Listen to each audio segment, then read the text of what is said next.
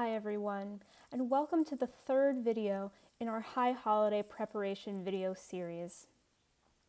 We learn in the Talmud that on Rosh Hashanah, 3 books are opened before the Holy One of Blessing. One is the book of the righteous, one is the book of the wicked, and one is the book of the Beinonim, those who fall somewhere in between. Now looking back on this year, I see all 3 books interwoven. The good, the bad, and the complicated of this year all linked together in one book, the Book of Life.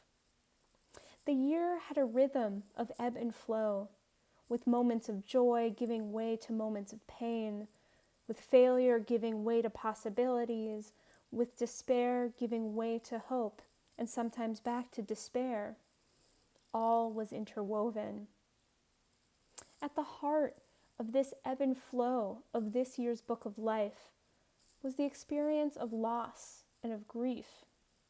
This year has been a year defined by loss and grief. Whether you have lost loved ones, jobs, your health, life milestones, relationships, each one of us has lost something precious during this COVID-19 pandemic. During the high holidays, we'll spend some time reflecting on these losses together in this extraordinary time. And in particular, we will have the opportunity to mourn our losses during the Yizkor service on Yom Kippur morning. I ask that you share your losses with me, either by phone or by email, so that they can be anonymously woven into our prayers of grief together on Yom Kippur. Please do be in touch with me with those losses. One of the other ways we will connect with our losses this year will be through blowing the shofar, because blowing the shofar is one of our tradition's greatest ways of expressing our pain and our grief. This is because it evokes for us the grief of our ancestors. For example, according to the rabbinic narrative Pirkei de Rabbi Eliezer, the sound of the shofar is like the weeping of our matriarch Sarah when she finds out that Abraham had taken her beloved son Isaac to be sacrificed to God.